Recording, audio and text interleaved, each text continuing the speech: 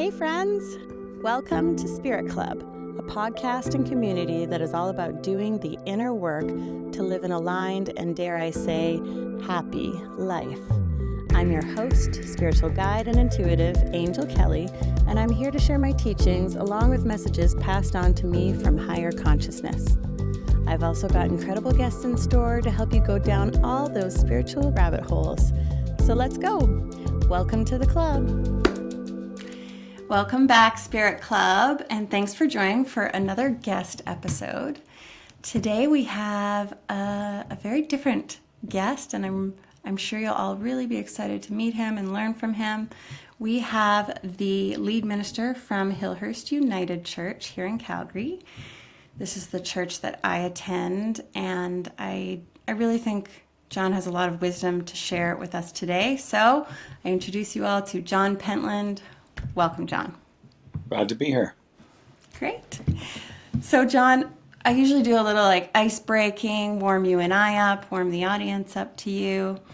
And some of these questions you might be like, I have no idea, Angel, but we'll just start, okay? Perfect. Love it. Okay, so astrology. I don't know how much you know about your astrology. Do you know your sun sign? I'm a Cancer. You're a Cancer. Okay, Cancer sun. Oh, great. I really, I talk about it a lot on here, John. I collect cancers, and I have so many cancers in my life.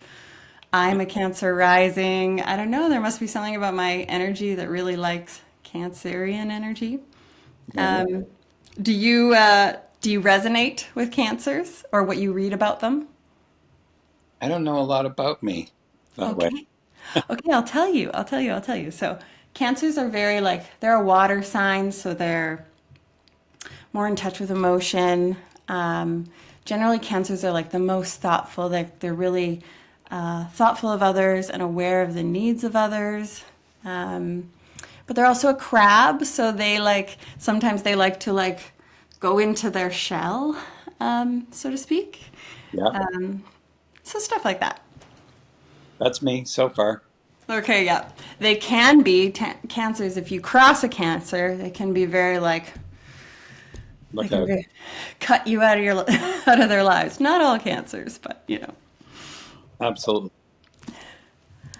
All right. Next question is, what is your morning routine if you have one at all? Wake up, shower, coffee I made the night before, so click it on. Do Wordle. Nice. And I read the Globe and Mail newspaper on my phone. Oh, yeah. And I like to get up at around 6:30 most days. So it feels, in the winter it's great because you feel like everybody's still asleep. So you're getting Mm-hmm. It's like a little secret moment for you because the world is asleep. Yeah. Yeah, I like that. And then the rest of the ritual is I walk with a group of people at the dog park where I met you. So that would be a typical morning. And so every day you go on this walk with a group of friends at the dog park? Uh, Sometimes I play a sport called paddle, P-E-E-L. So if I'm paddling, I get on my bike and I ride 8 kilometers, play for an hour, ride home. So it's always walk, every other day paddle. Okay. So a little bit of movement every morning, even in this cold winter. I mean, the dog's got to walk. Dog's got to walk. I ride a bike year round, so that's the way I get around. Right, right. Motion is lotion, right? Yeah, yeah. And this group of friends that you walk with, did you meet them through walking, or were you friends and then you started this sort of walking ritual? We've been walking together about 5 years, Incredible. and we met at the dog park, and we text each other in the morning and say what time we're going to get there. We do 2 laps, and we solve all the world's problems in an hour. Amazing. And we get together for beers, I don't know, every 3 months. Yeah. We Wow. meet elsewhere as well.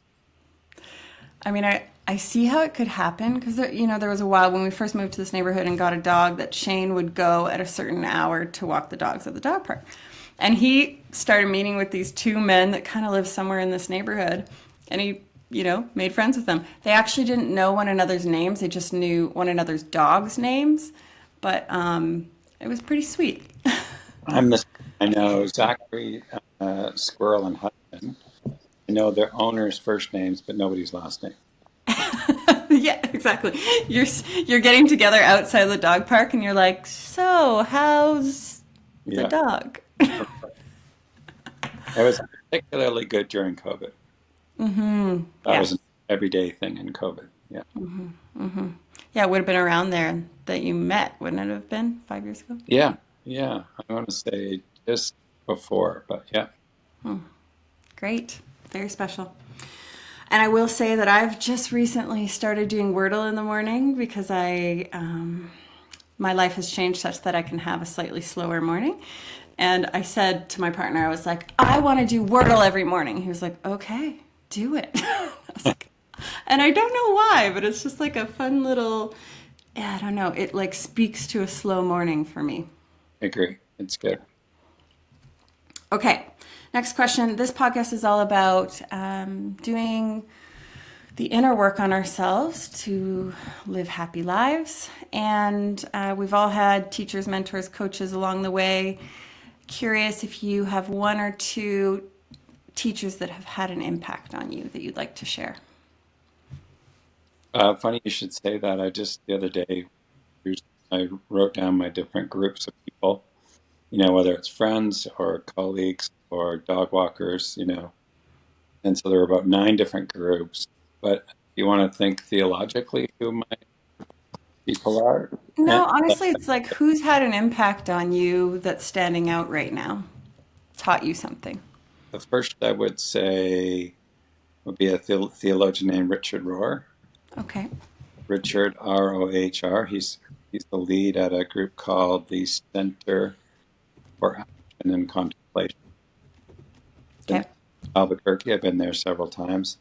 Every day after Wordle, he sends about 3 paragraphs of teaching of some kind, and I find his theology really good. Um, so I would say he's had the most impact theologically on me. Um, I have groups of friends that I knew in high school that I still see a couple of times a year. So those group from university, similar. So lots of different pockets of I would call friends. Uh, but I'd say as far as my thinking about spirituality, he would be certainly the key one. Okay. Great. Richard Rohr. I'm sure he'll resonate with someone here. He's very famous, quote unquote, theologically. A little bit of a heretic in the Catholic Church, but he hasn't been kicked out. Got a lot of followers. He's a Franciscan priest and progressive in his theology. So I highly recommend. I've said to the church, if you get this every day, don't bother coming. Yeah. If you want that kind of learning, of course, you need community. But just saying that his thinking is really good. Okay. Great. Okay.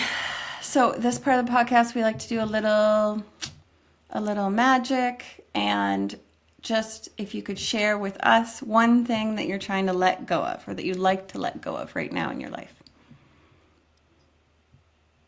Sure, trying to let go of. I think a lot of us get our identity based on what people say about us. And I'm trying to not listen so much what others say or don't say, but we make it up. I guess what I'm trying to let go of is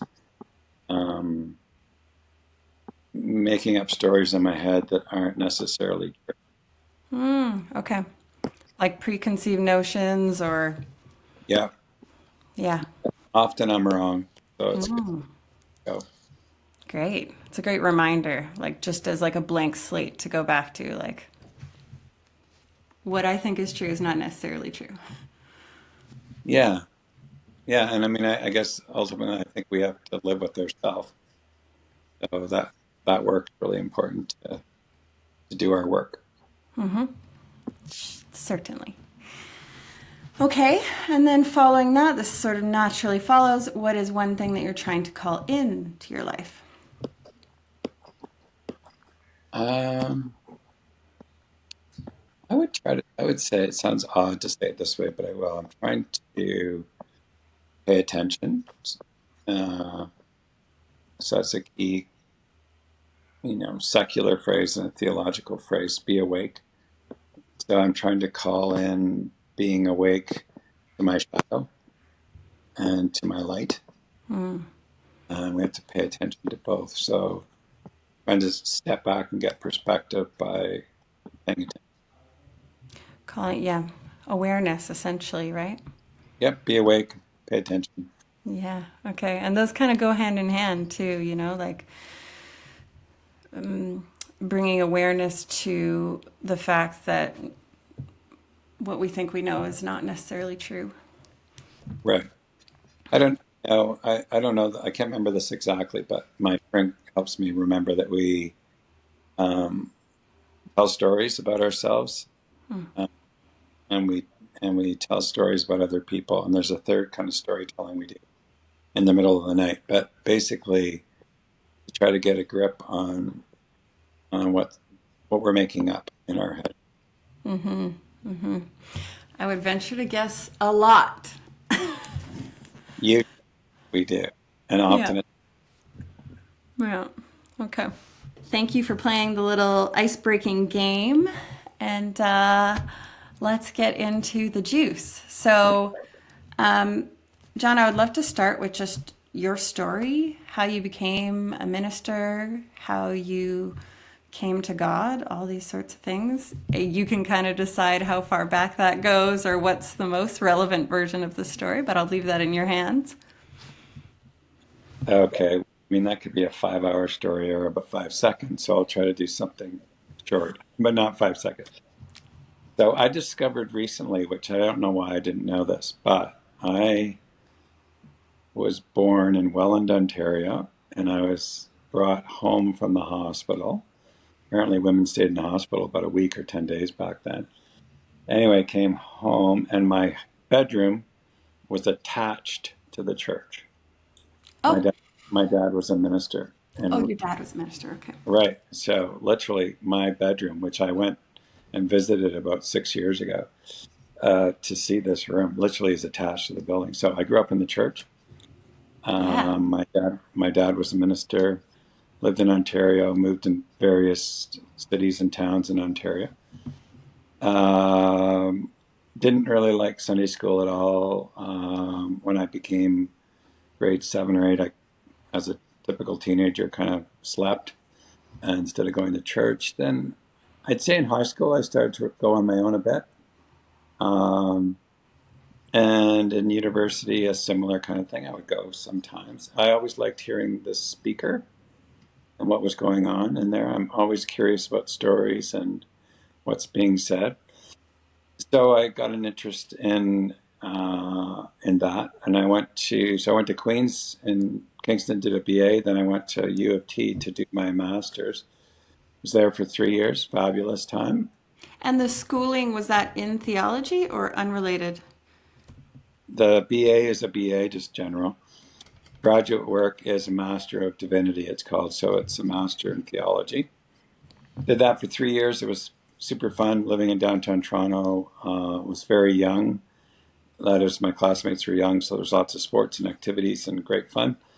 I wasn't sure at the end of that whether I wanted to be a minister, so I delayed by going to school at Princeton in the United States. Again, theology, but in a different context. So study in New York and in New Jersey. At the end of that, I was settled out here in Alberta in 1988, so a long time ago. Rural parish for 4 years. And that was super fun because you're kind of a guest it's their church and you just happen to be there, which is great. You do many different things. You coach a baseball team. You do Sunday morning. You judge a science contest. You're the social worker, the mayor of the small town. Right. Everything, which is great. Then I came to Calgary here. I was 10 years in team ministry there in a thriving suburban context. At the end of that, things came apart, my marriage, and I decided I was getting out of the church. So I went and worked for United Way in Calgary for 3 years, Wow. which was super fun. It was the best thing I did. To work with other people who care about the city and how it works and how communities work together. It was super, super. So then I ended up Hillhurst 20 years ago, and it was a dead, dying place. And they said, "You're the last minister, do whatever you want," which I did. And it really grew. It's I would say, the largest United Church in Canada. I wrote a book about it, I think 8 years ago, called Fishing Tips. And there are 9 things the church did to grow. And that's what the book is. And that was super fun, easy to write. And so I have been there, and it's been great fun. The church has changed 4 times in my time there, but every 5 years or so. The community changes, because I think Calgary changes. People come and people go. But it's been a great place to work. I'm a strong believer in good religion, quote unquote. And what that means, I think, is that there's so much bad religion out there. How do we counter it? By being true. And so I've had lots of fun with that. I came back in the church convinced that I would be myself, not who anybody wanted me to be. Um, True to myself. And so here's the key line that I'll share. It's kind of where I hang my hat. I believe that good religion helps us reconnect to our truest self. Yeah, I'll say it again. So good religion, if you're doing it right, helps you, Angel, reconnect to who you truly are. I And believe.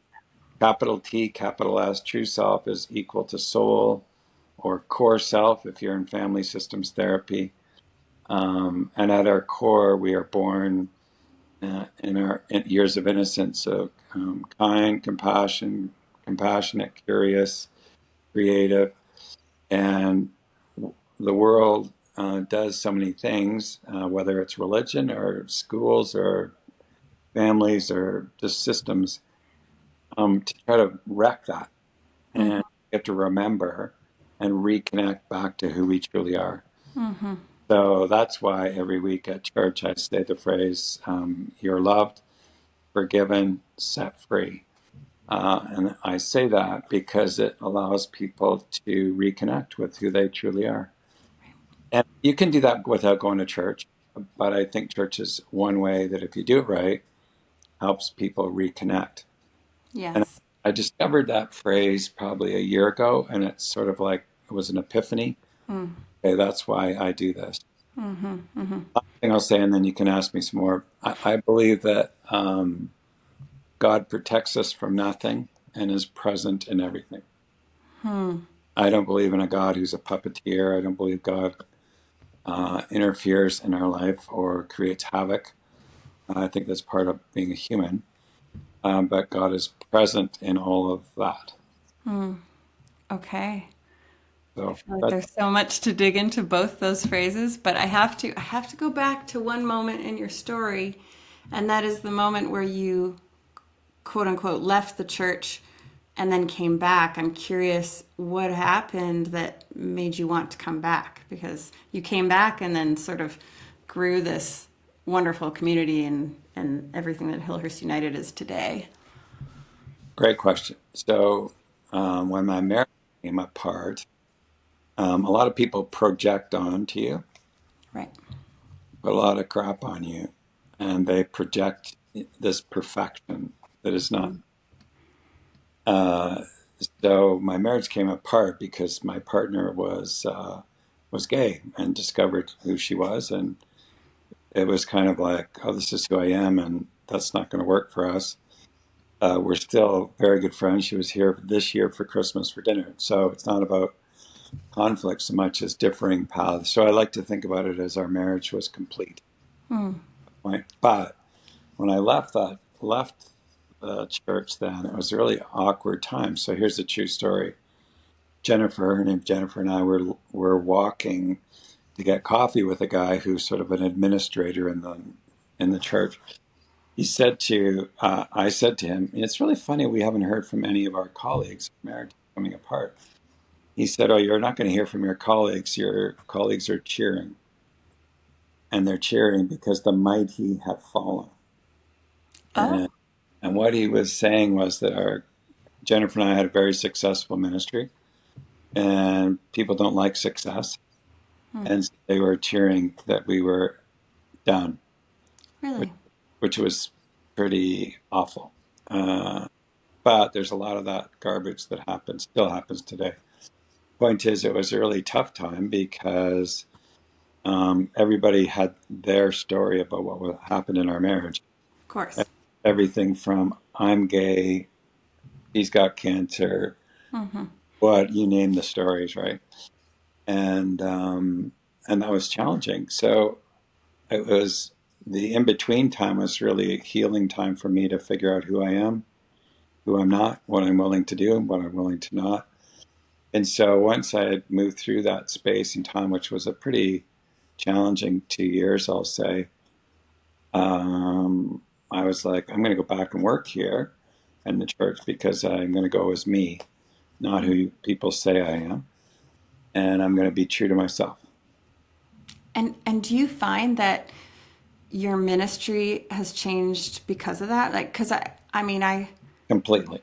I grew up in church. I church shopped before I found Hillhurst United, and there is something very different about your ministry and your church that certainly does feel very authentic and safe. And I'm curious, were you always that way, or is that what came on the other side of sort of the crash from the pedestal? Came through from the crash, I'll say. Yeah. Yeah. Okay. So, I might have had it before, but I didn't know it until I was like, if I'm going to go to church, this is what has to happen. And So, look what happens when we get to show up fully as ourselves and authentically. That's really yeah, totally. I think that's a really good thing. So, and as we know, I think when you're going through the shit, it's terrible.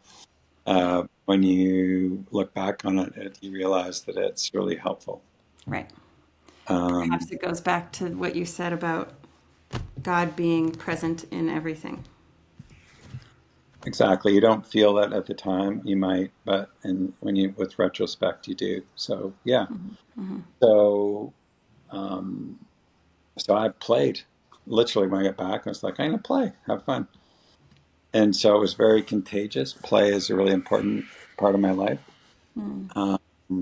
Play with scripture, play with your relationship, play with literally sports. But I think play is an essential part of life. Yeah. Yeah, it's When so you're not, fun. I mean, when play is allowed, so much more can like be discovered, I guess. yeah, and I don't see it as frivolous. I see it as serious. I see. But I think that was sort of key to who I am. So Yeah. Richard Rohr would say we live in order, then there's disorder, and then there's reorder. The disorder is necessary. We go through it to evolve into the next step, who we are. So Yeah, order, I'm reorder, 100% certain everyone here can resonate with having a time of disorder and what came on the other side.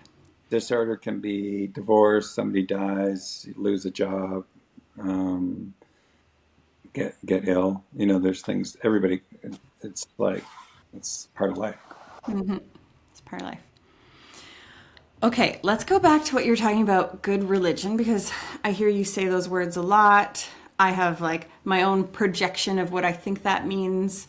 And yes, you did describe it, but I feel like we should feel into it more because, for context, I know a lot of people in this community are fearful of religion. They're even fearful of a relationship with God because of its connection to religion. A lot of them have had like trauma or breakdown with religion And so I think Okay. that conversation is important. Okay. Everybody says they're spiritual. You can go to Safeway and say you're spiritual, and everybody, yeah, that's so great.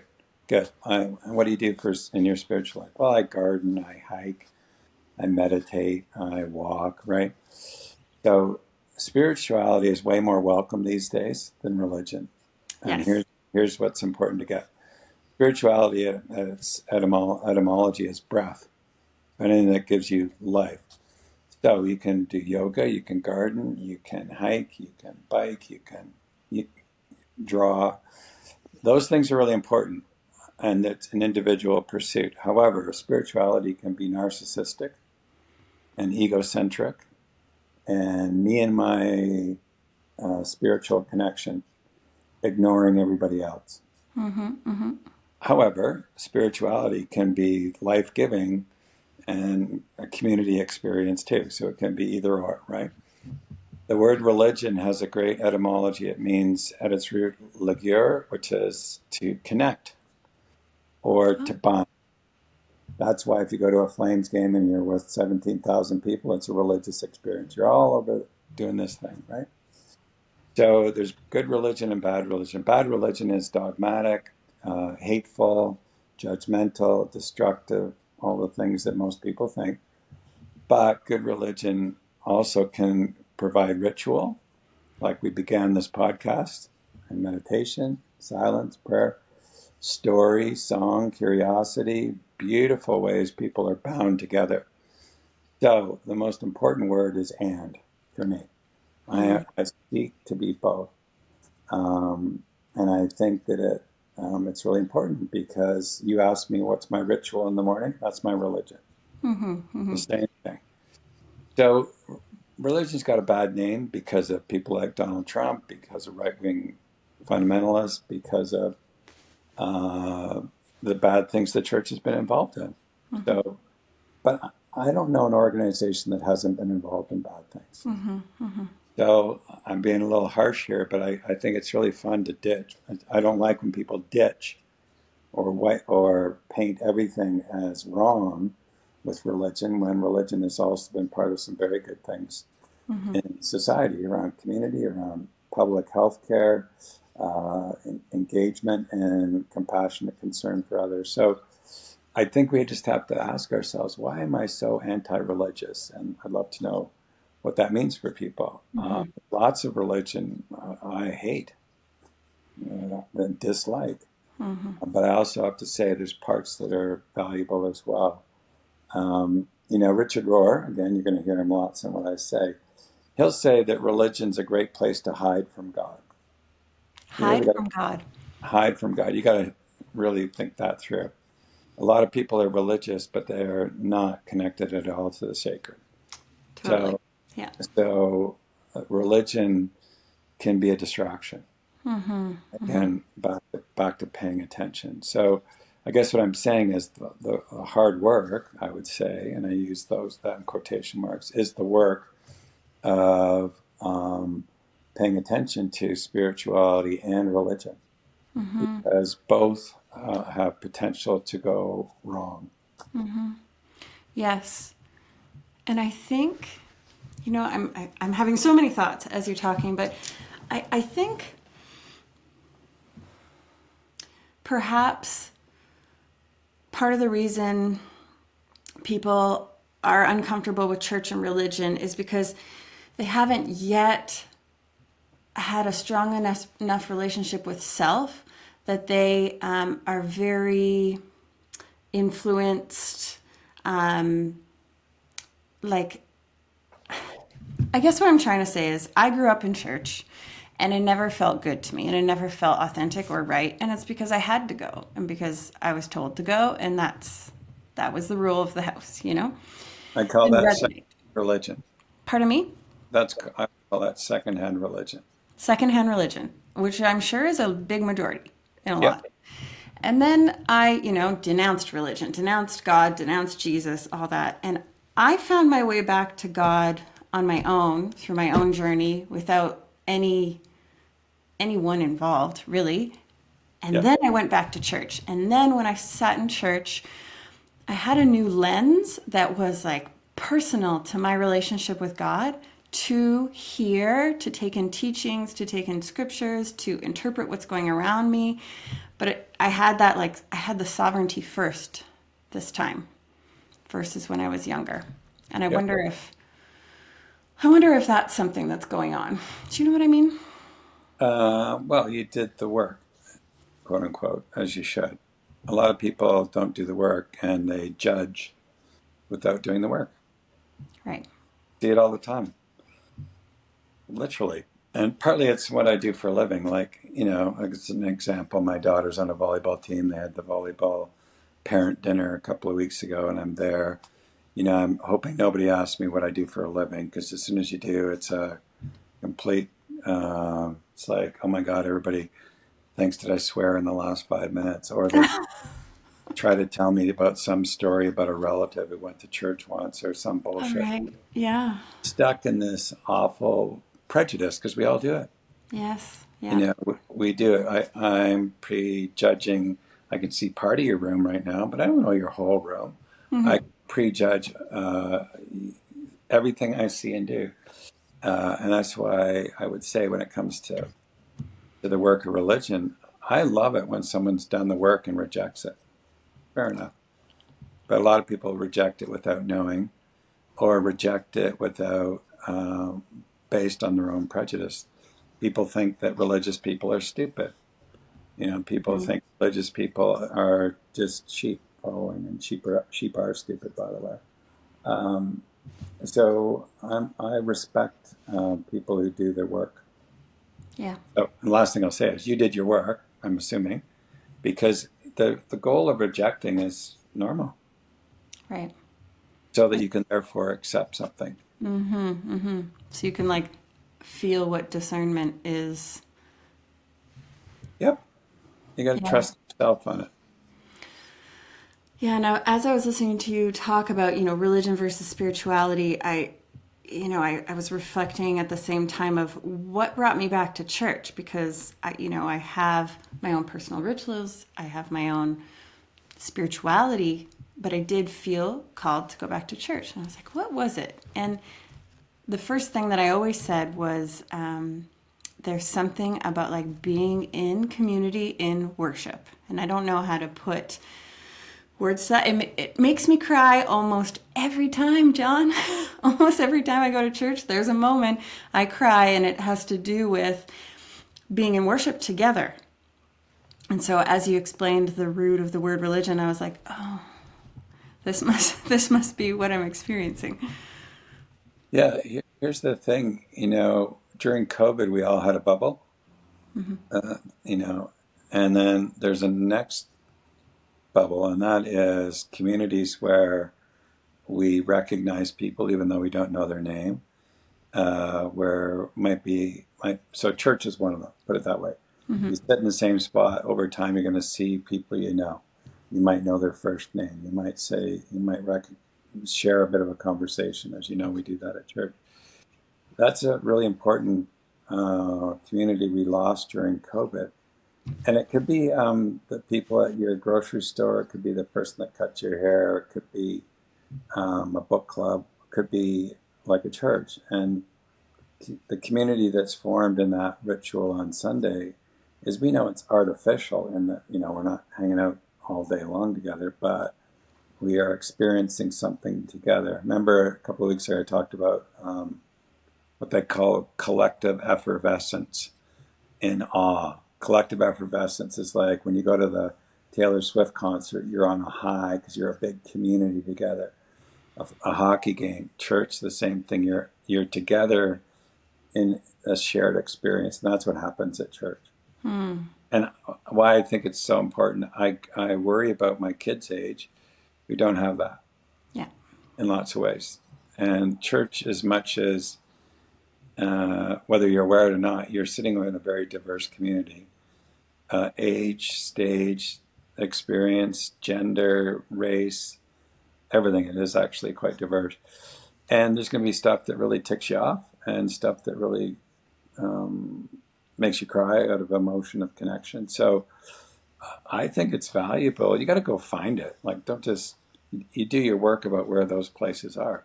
If it's not a good one, then move somewhere else. Like the options are enormous. Totally. Yeah. Yeah.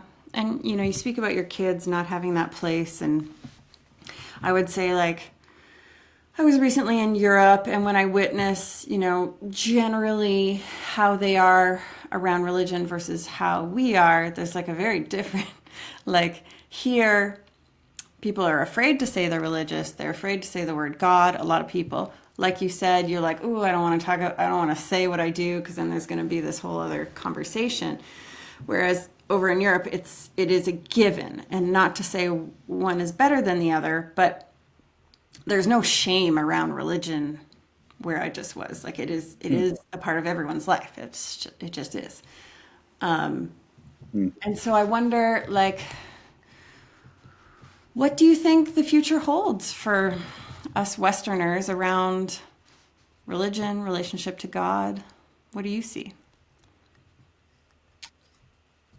It's an interesting question, which I have to think about. Well, we're living in pretty chaotic times right now. And a couple of weeks ago, it felt like just after 9/11 or just after COVID, we're coming through something that, whether we're aware of it or not, is challenging. There's a lot of fear about what's going on in the U.S. and how it impacts people. And how the world is changing. So I think it's changed dramatically, even though we don't really see it. But it's changed a lot in the last 3 weeks. So there's fear there. I do think religion, everybody will blame religion for some of it, but religion's being used, hijacked by Trump. And I think progressive theologians, people like yourself, need to be awake to what's going on. And it's going to probably require us to speak up and out more than we ever have, because what's being shown and shared and branded is not faithful. Yeah, it's propaganda. So I guess what do I think? I could go very locally, like the United Church is in decline, like all religions are. And lots of institutions are deconstructing and changing. So we're seeing it in education, we see it in politics, we see it in government, we see it in religion. So there's deconstructing happening, change happening. I believe that we will reemerge, order, disorder. We're in it right now. We'll move to reorder in a way that I hope is healthy and compassionate and kind for individuals and for communities and for the world. So I remain really hopeful because the opportunity is ours. Yeah. And I mean, I remain hopeful as well in that, perhaps what resurfaces as the reorder is more, as you call it, good religion. As more people, it's like, as more of us are awakening to what's behind the veil, what maybe lies are being told on a grand scale, it then requires a stronger relationship with self. And once you have that, you generally are looking for or finding God. And I can just say that looking at this community, my spiritual community, and my bubble of friends and family, watching what's happened in just 5 years, how many people have gotten more comfortable. First they came to spirituality, and then they're coming to God, and then they're looking for a place to gather. And so there's sort of a trajectory that I'm watching in a lot of people's lives. Interesting. And it is interesting. And maybe it's my fishbowl. That's why I ask you from your fishbowl. But Yeah. I'm hopeful. I'm really hopeful. So, I mean, a fishbowl for sure. I live in a bubble of, and we all do, I suppose. But when I move out of my bubble, I find people generally curious, generally interested, are generally kind people. Yeah. So, and want to work together. I think we have to pay attention to it because otherwise it's like the the shadow. Otherwise we get bit in the butt. And I think openness to others is really important and to other opinions, and be willing to speak your own truth. Okay. I'd like to shift and talk about the Bible just a little bit. Sure. I got it's such a big topic, so where do we begin? We'll just kind of brush on it. But the Bible, I have not studied the Bible in my return to God and Christian concepts. I'm just, slowly but surely finding my authentic way. But you talk about how the Bible is a collection of stories. And as we know, stories can be interpreted very differently. And I think a lot of folks struggle with the Bible. Those who are not religious struggle with the Bible as a... People, by the way. Pardon me? So do religious people, by the way. Right. Okay. Yeah. So I guess what do you say to that? Like, how do you feel about the Bible, and how do you approach the Bible as far as a scripture that I'm sure a lot of the programming is based off of, and so on. Okay, so I would say this. I see scripture written by people as telling their story, and that story can be sayings, songs, letters, parables, history, like all kinds of things. So the context of that's important. I guess what I want to do is see scripture as a way to inspire our living now. So you can do that with poetry that's not in a Bible. You can do that with stories. You can do it with Buddhist writings last week at church. You can do it in all kinds of different writings. The Bible is one. The Bible is not a easy book. You don't pick it up and read it like a novel. If you do, what's really interesting, you start in the first book called Genesis, and you read this mythical story about how people and the world was created, and then chapter 2 is a completely different order. So right there, the Bible's contradictions. It's filled with contradictions, and so that's not a bad thing. It's just one story told by one group, and another story tells that story. So you have to read it with not a sense of it's not a fortune cookie. It is stories told about people as they journey in life, and we should see all the stories as an opportunity to question and be curious and wonder and scribble on, and it's not meant. It's sacred writing in that I think everything is sacred. Mm-hmm. So it's not writing that is trying to get us to think just with our head, but with our heart. And how do they work together? So I play with text. And a couple of weeks ago, we had a scholar from Toronto who was saying if the Bible's written in Hebrew and in Greek, and then it's translated into English, you have automatically a difference. If you think of Jesus who spoke Aramaic and then it's written into Greek and translated into English, you're going through all these layers. That doesn't diminish its truth, okay? There's a difference between fact and truth, and I think truth matters most. So as a quick example, you look at the Christmas story, we get 1,200 people coming to Christmas Eve, right? There's in the New Testament two birth stories. They're totally different. The details are different. Sometimes there's shepherds, sometimes there's wise people, sometimes they are in Bethlehem, sometimes they're in Nazareth, sometimes there's a star, sometimes there's not. Like automatically in the very beginning of birth storytelling, there's differences. And so it doesn't diminish the story. It said, no, this is what Matthew said, this is what Luke said. They're just different. But what's the point of the story? The point of the story is the same. There's a birth of a vulnerable child whose parents were refugees, and this person becomes the teacher for people. And so, the Bible's filled with contradictions, and we kind of see it as a buffet. We pluck the pieces that we like and dislike. I do that. We all do. Everybody does. Even fundamentalists do. So I think it's important to see the Bible as a book to digest. It's not meant to be read actually on your own. It's a community experience. So not tomorrow, day after tomorrow, I will share a text, and then I'm going to reflect on it together.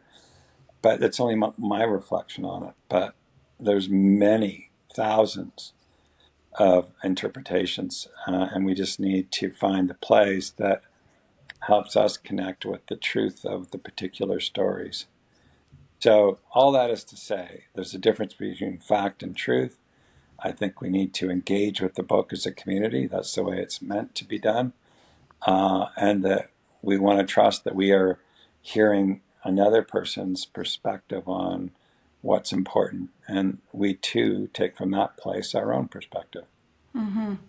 Yeah, it's like just like the different gospels or stories show different perspectives from different people who wrote them, so will our interpretation of the story be different.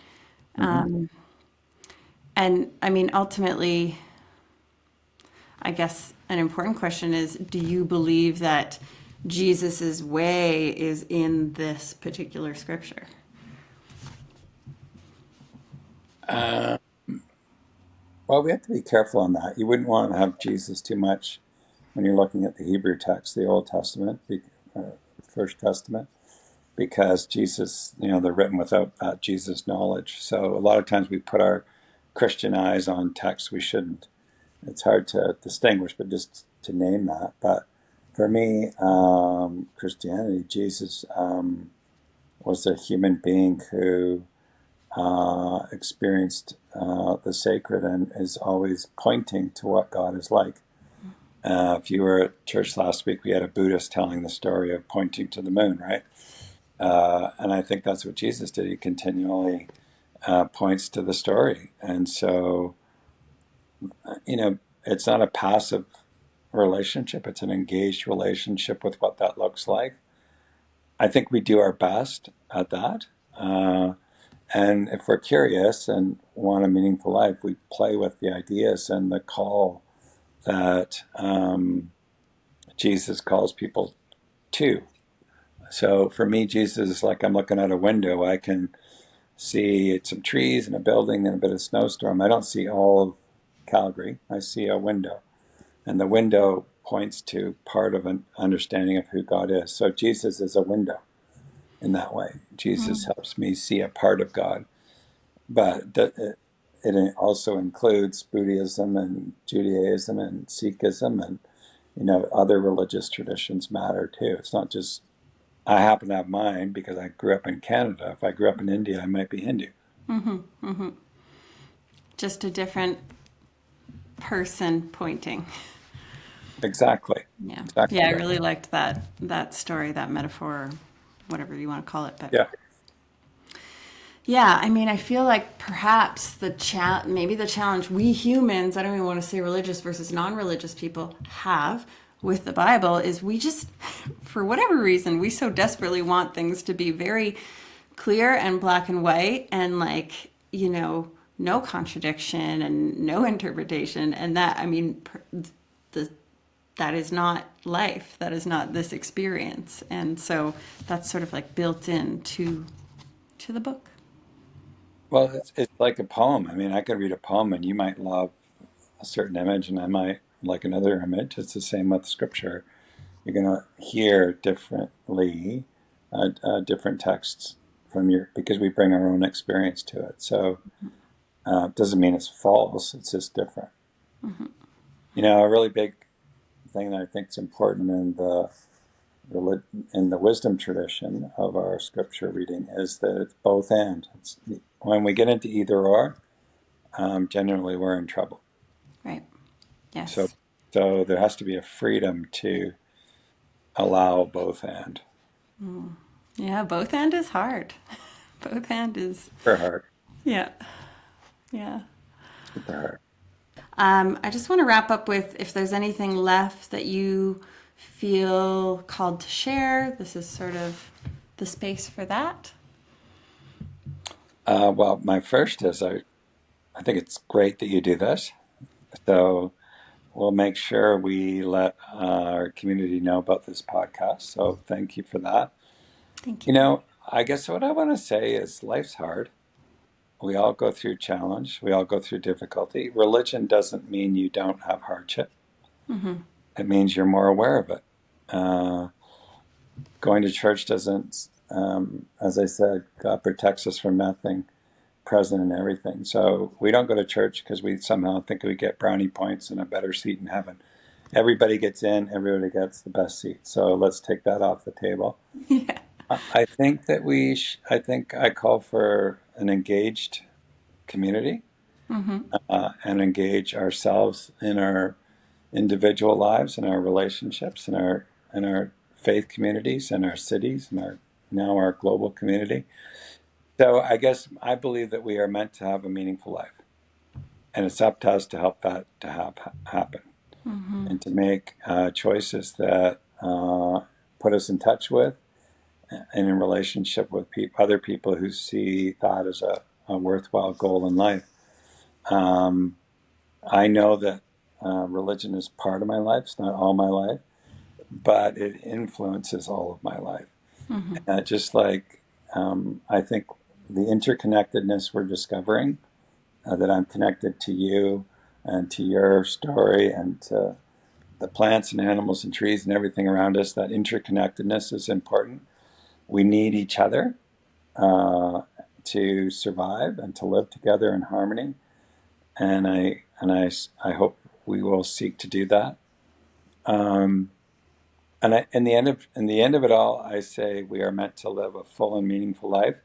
And if religion helps that happen for you, great. If it doesn't, and you found other ways, that too is important. The most important for me is that we honor that we are spiritual beings, and we are called to live in harmony with each other and with the world. And however we do it, that's what matters most. Here, here. Here for a meaningful life. You bet. Okay, well, thank you for meeting with me today and for chatting with this audience. And we'll see you on Sunday. Okay, thank you, and thanks to the people who've listened in. Love to hear back from them to you, or however that works. Yeah, we'll put your information in the show notes so folks can. Okay, and if, when you're ready to publish it and post it, we'll put it out to our community. Sounds great. Awesome. Okay, all right, Spirit stay Club. warm. Thank you. Bye, John. Take care.